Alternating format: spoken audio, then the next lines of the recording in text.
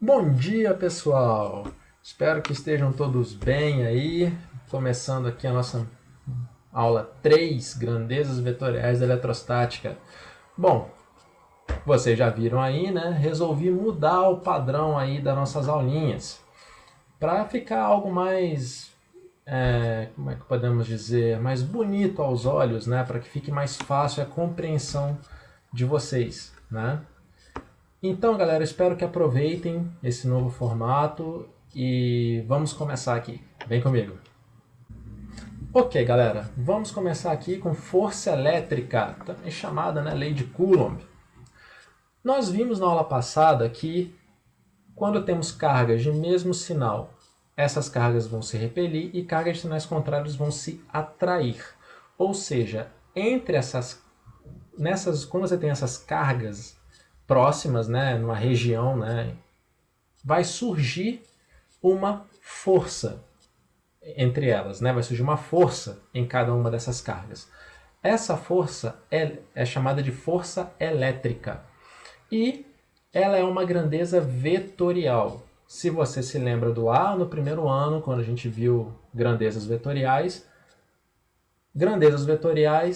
têm três características: tem módulo, direção e sentido. Né? Como a gente pode ver aqui no nosso desenho, eu tenho o quê? Duas cargas de sinais opostos. Né? Então, lembra o primeiro princípio que a gente viu? Princípio da eletrostática, atração e repulsão. Cargas de sinais contrários vai ter uma força de atração, ou seja, vão se atrair. Então, ó, considerando para a direita o nosso sentido positivo, temos a força F. E na carga negativa, apontando no sentido negativo, por isso menos, né? Menos F. Tá? E vai ser um par ação e reação. Lembram da terceira lei de Newton? Essas forças terão o quê? A mesma intensidade. Show? E aí vem aquela perguntinha: tem como a gente calcular essa força elétrica? Tem, né? Usando a lei de Coulomb aqui. A lei de Coulomb diz que a força elétrica ela é igual a K, que é a constante eletrostática, vezes o módulo das cargas, né? Dividido pela distância entre as cargas ao quadrado. Ok, galera? Bem simples, aqui a formulinha padrão, a gente vai usar bastante aqui, tá? As unidades: unidade de força elétrica, Newton.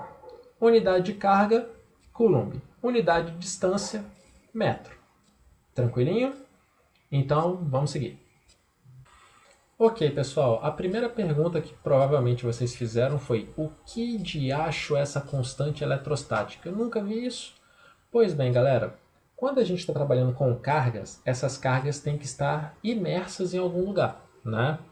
Podem estar imersas no líquido, qualquer água, óleo, podem estar imersos na atmosfera, aqui no ar, ou pode estar imersas no vácuo, né? Em qualquer um desses meios que eu falei, a força elétrica vai se comportar de uma forma diferente. Essa força não será a mesma em todos esses meios. Então, ou seja, a constante vai depender do meio em que as cargas estão inseridas. A nossa situação ideal é quando as cargas estão no vácuo.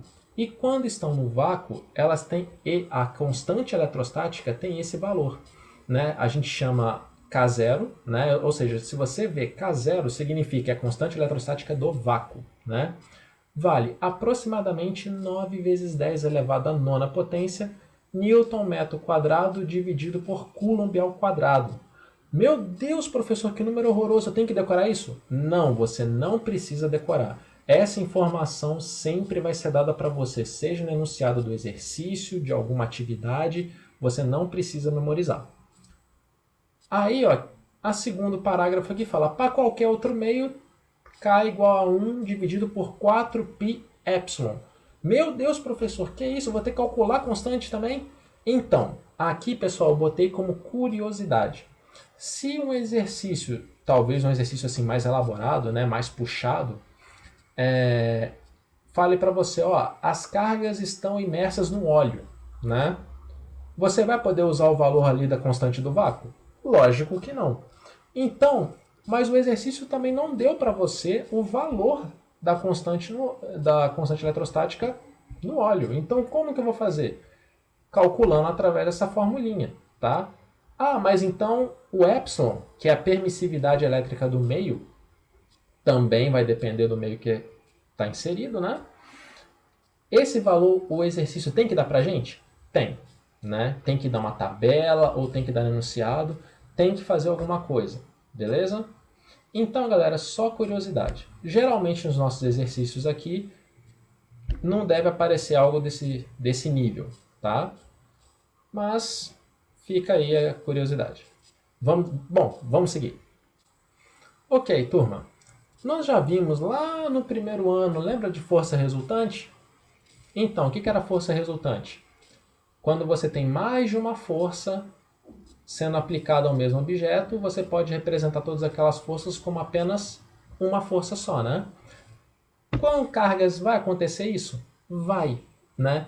Quando você tem um sistema com mais de duas cargas, né? O que acaba acontecendo é isso que você vê na nossa figura aí, ó. Nós temos 3 cargas aqui, né, numa região próxima, e aí o que? Cada carga vai sofrer uma força elétrica das outras duas, né? Temos aí as cargas 1, 2 e 3, né? Aí, por exemplo, a carga 1 sofre uma força elétrica devido à carga 2 e devido à carga 3, e assim sucessivamente. E aí, como que você vai fazer? Você primeiramente vai ter que calcular o quê? Esse par de forças, né? E após isso, você vai ter que calcular a força resultante. Você vai ter um trabalhinho a mais. Mas é isso que é exatamente isso que está falando a figura da direita. Ó. Carga 1, você vai calcular a força que a 2 faz em 1 e a força que a 3 faz em 1. Após você calcular essas duas forças, é que você calcula a força elétrica. Ok, beleza. Você vai calcular a força elétrica resultante. Eita, mas professor, eu não lembro de resultante. Como é que eu faço isso aí? Bom, vamos fazer uma revisãozinha então, né, galera? Bom, nós temos aí, ó. Primeiro, quando você tem vetores na mesma direção e sentido, como é que a gente calcula o vetor força resultante? O vetor força resultante será o quê? A soma dos dois vetores. E quando estão na mesma direção em sentidos opostos? Será a subtração deles, né? O vetor positivo, né? Menos o vetor negativo, como mostra a figura aí, beleza? E, lembrando sempre, é o módulo, beleza? E aí, dependendo do... Se for afinal, a gente está calculando o módulo, certo? Mas aí, professor, mas se o F2 aqui na figura, ele está menor que o F1, mas se fosse o contrário, né? Se F2 fosse maior, aí o que acontece é dar um valor negativo, né? Mas aí tem o módulo, lembra o que o módulo faz? O módulo pega só o valor positivo. Então, como que funciona? Você vai fazer essa conta, vai dar negativo, tem o módulo ali, vai ficar positivo. Em módulo, esse vetor vale tantos newtons. Vamos aqui, vale 3 newton, por exemplo. E aí, na hora de você fazer a análise vetorial, na hora de fazer o desenho, aí você, né, coloque esse vetor apontando no sentido negativo. Beleza? Afinal, ele está no sentido contrário. Show? Espero que tenha ficado bem claro. Se não ficou, manda lá no sala de aula que a gente faz uma outra análise. Show? Ok, terceiro caso. Quando os nossos vetores são perpendiculares, ou seja, o ângulo entre os meus vetores é um ângulo de 90 graus. A gente vai usar o Pitágoras, né? A gente vai usar a fórmula de Pitágoras, ou seja, a nossa força resultante é o quê? Força resultante ao quadrado é igual à soma dos quadrados dos catetos. Apenas isso. Bem simples, né, pessoal? Agora, quando a gente tem um ângulo qualquer, né, entre os meus vetores, você vai utilizar a lei dos cossenos, tá? como a gente pode ver aqui, ó, F1, F2, tem um ângulo aqui, um ângulo agudo, né? E aí você faz a regra do paralelogramo, né, para fazer a representação visual aqui do nosso vetor força resultante. E quanto vale o módulo desse vetor força resultante? Só aplicar a lei dos cossenos. O quadrado da força resultante é igual a quem? A soma dos quadrados dos catetos mais 2 vezes F1 vezes F2 vezes o cosseno de θ, ou seja, o cosseno do ângulo entre os meus dois vetores. E aí, pessoal, só de curiosidade, né? O quinto aqui. Quando você tem uma situação onde o ângulo entre os seus vetores for 120 graus e esses vetores forem iguais, ou seja, tem o mesmo módulo, por exemplo, 5 newton e 5 newton, né? O módulo do vetor resultante vai ser igual o valor das forças, né, que constituem aqui. Ou seja, ó, eu tenho aqui, ó, eu tenho o meu vetor A e meu vetor B, cujo módulo valem L, né, são iguais.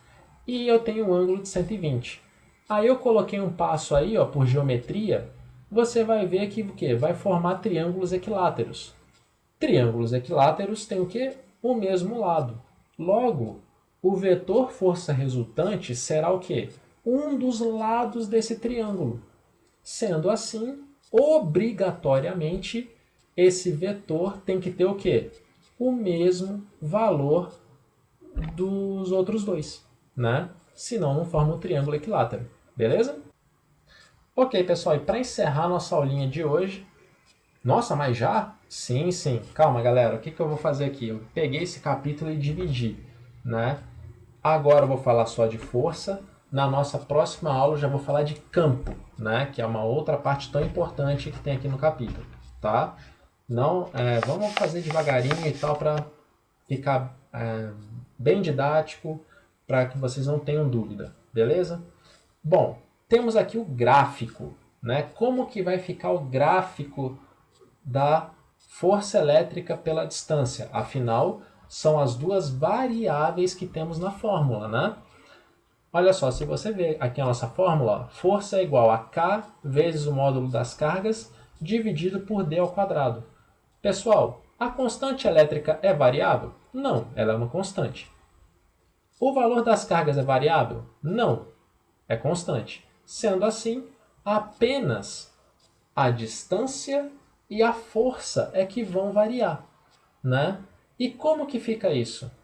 Pessoal, o gráfico formado será uma hipérbole.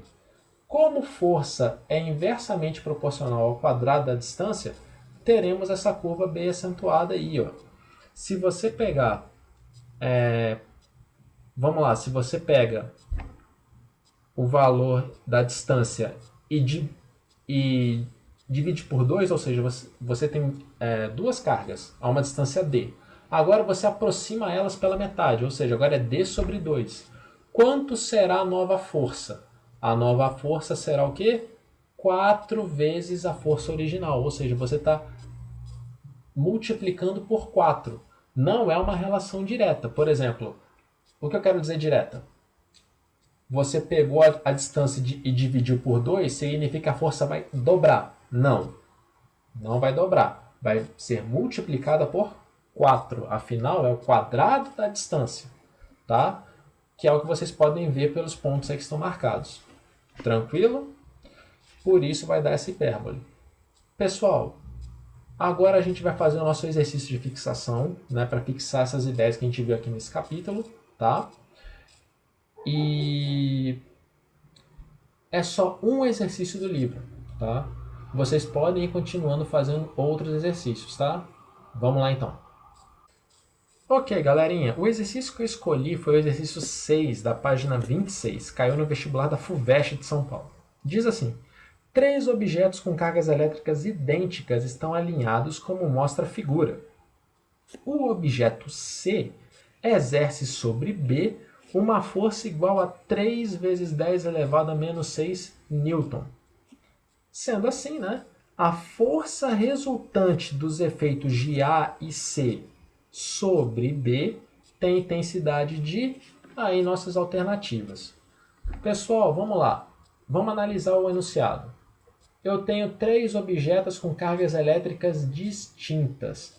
Sendo assim, que tipo de força é essa que está acontecendo aqui? Hein? Pensa um pouquinho. Se tiver que pensar mais, pausa o vídeo agora, mentaliza aí e vai pensando.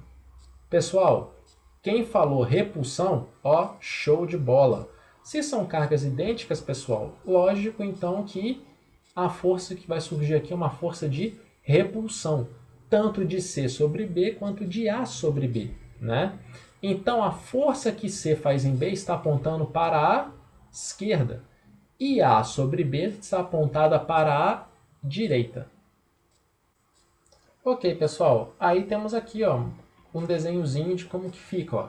Nós temos aqui o objeto, né, o objeto B sofrendo a força que C faz nele, ó, força que C faz em B, apontando para a esquerda. E aí, ó, a esfera A, o objeto A, faz uma força também apontando para a direita. Você pode ver aqui ó, que eu desenhei ela maior, né, que a força que C faz em B. Por que isso? Só você olhar a fórmula aqui embaixo. Ó. A força é constante elétrica vezes módulo das cargas dividido por D ao quadrado. Como a distância de A para B é menor, logo a força que A faz em B será maior.